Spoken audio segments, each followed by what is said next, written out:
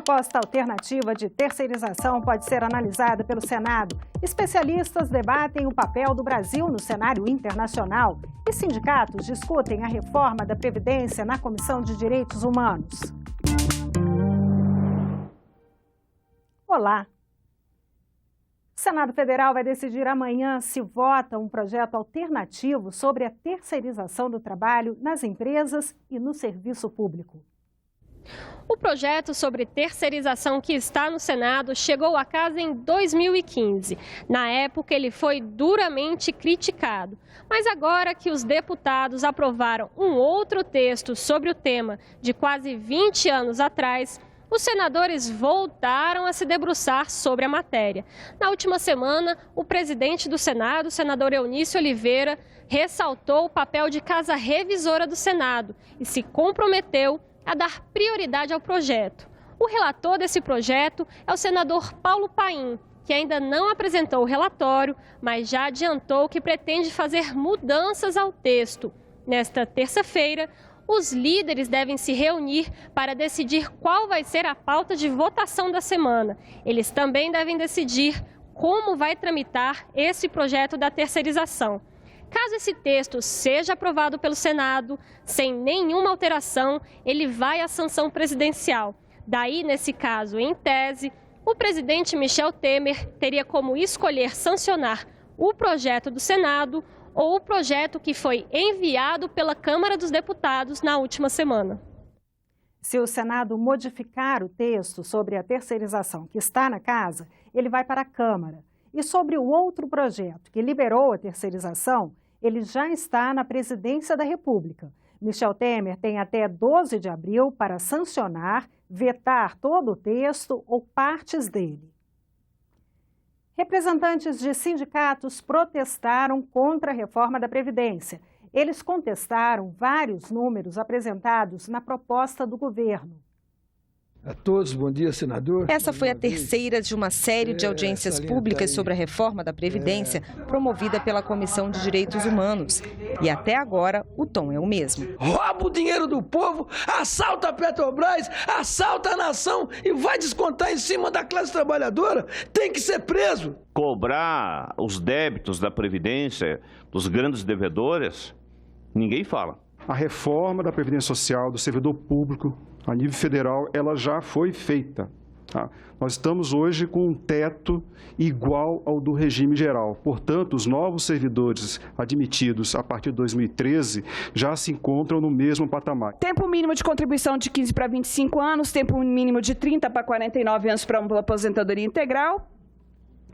É realmente desconhecer que o brasileiro passa cerca de 16 anos sem contribuir para a Previdência durante sua vida laboral, porque, naturalmente, entre um emprego e outro, fica sem contribuir. Com a terceirização, isso vai se agravar ainda mais. E nós vamos ter uma camada de trabalhadores já, depois dos 60 anos de idade, que não vão arrumar emprego e não vão conseguir se aposentar. Isso significa que nós vamos ter milhões de pessoas vagando pela rua pedindo esmola. A proposta de emenda à Constituição 287 de 2016 estabelece a idade mínima de 65 anos para homens e mulheres se aposentarem e 49 anos de contribuição para ter o direito à aposentadoria integral. O que a gente ouve falar é que esses números, né, essa idade, essa igualdade entre homens e mulheres vem imitando, copiando um padrão europeu.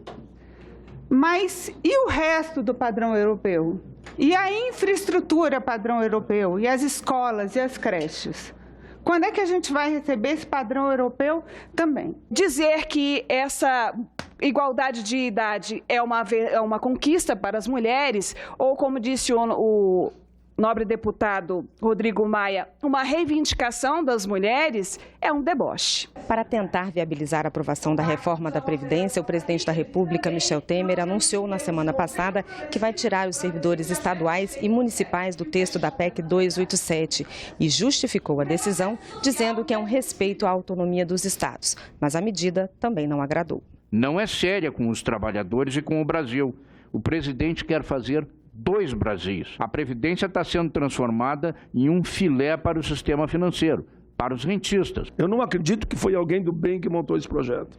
Tinha que ter uma quadrilha por trás, que os grandes bancos disseram, olha, monta isso, nós vamos tratar aqui de bilhões e bilhões, vai vir tudo para os bancos, porque ninguém vai se aposentar e vão ter que contribuir.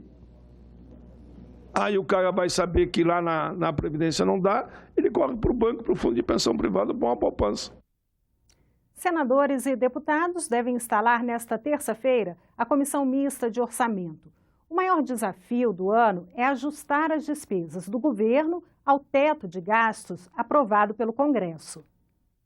A Comissão Mista de Orçamento foi criada pela Constituição de 88, junto com as regras que impõem prazos para o processo legislativo orçamentário.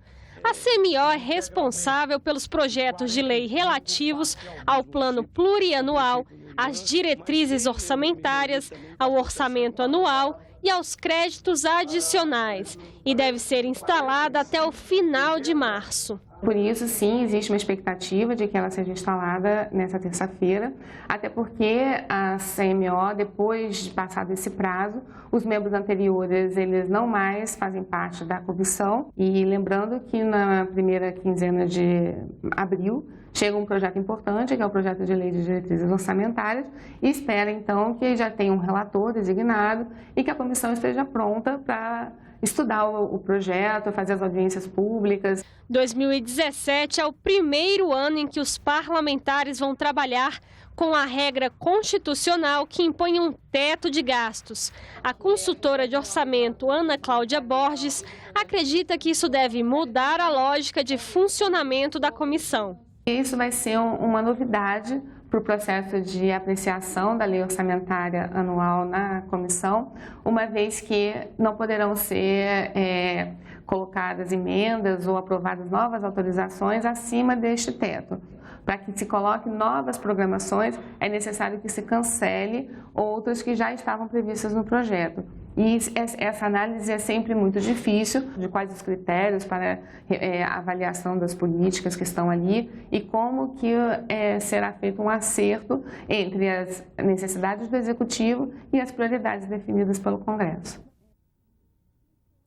Neste ano, o presidente da Comissão Mista de Orçamento será um senador.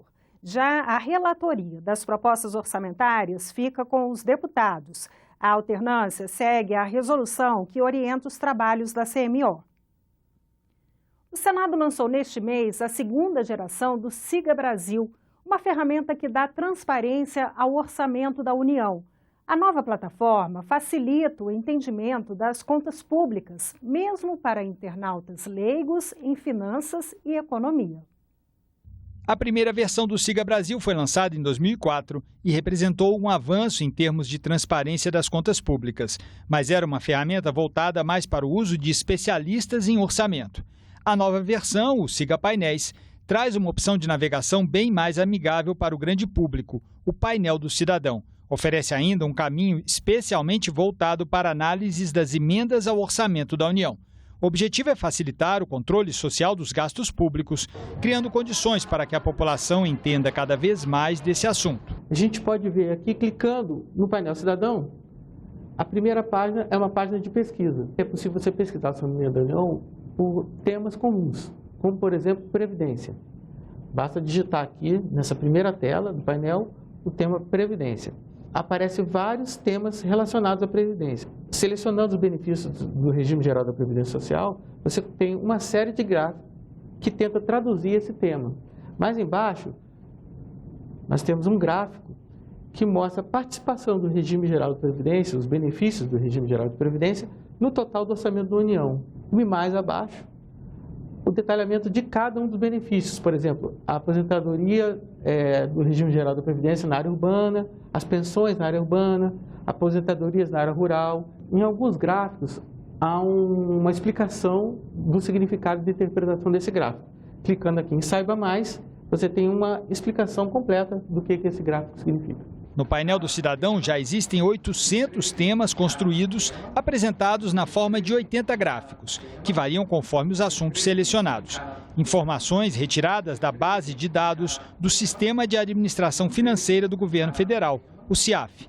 e que a partir de agora podem ser compartilhadas nas redes sociais, em um formato de fácil compreensão para o grande público. Acho que foi um avanço muito grande. Eu parabenizo aqui o Senado por essa iniciativa, inclusive aqueles que estão à frente desse projeto, o Orlando, a Rita, porque realmente é uma funcionalidade que nos coloca, eu não tenho dúvida, né, à frente, juntamente com os outros grandes países que se preocupam com a transparência orçamentária. Eu acho que essa ferramenta hoje que nós passamos a ter aqui no Brasil, ela seguramente ela não é inferior àquela que os países mais desenvolvidos têm, no sentido de permitir que qualquer cidadão conheça o orçamento, saiba dos números, enfim, saiba aonde estão sendo gastos aqueles recursos dos impostos que nós pagamos. O Senado participou pela 9ª vez da Hora do Planeta, uma ação anti-aquecimento global. Neste sábado, durante 1 hora, as luzes do Congresso Nacional ficaram apagadas, um sinal do compromisso da instituição com a preservação do meio ambiente. A mobilização é patrocinada pela ONG WWF para conscientizar a sociedade quanto ao aquecimento global. A Comissão de Relações Exteriores começou nesta segunda-feira um ciclo de debate sobre a ordem internacional e os reflexos para o Brasil. Os palestrantes destacaram que organismos multilaterais criados após a Segunda Guerra, como a ONU, perderam força nos últimos anos. E os Estados Unidos, que teriam o papel de fortalecer, acabaram boicotando essas instituições. Um dos motivos é a crise do emprego, provocada pela globalização e pela informatização acelerada. A redução das oportunidades de trabalho nos países desenvolvidos acentuou o nacionalismo e a xenofobia. E como reação, os governos acabaram reduzindo o apoio aos organismos internacionais. Isso explicaria, segundo os debatedores, a plataforma de governo do presidente americano Donald Trump. Você terá outras notícias a qualquer momento na nossa programação e também na página da TV Senado na internet. Muito obrigada pela companhia, uma ótima noite e até amanhã.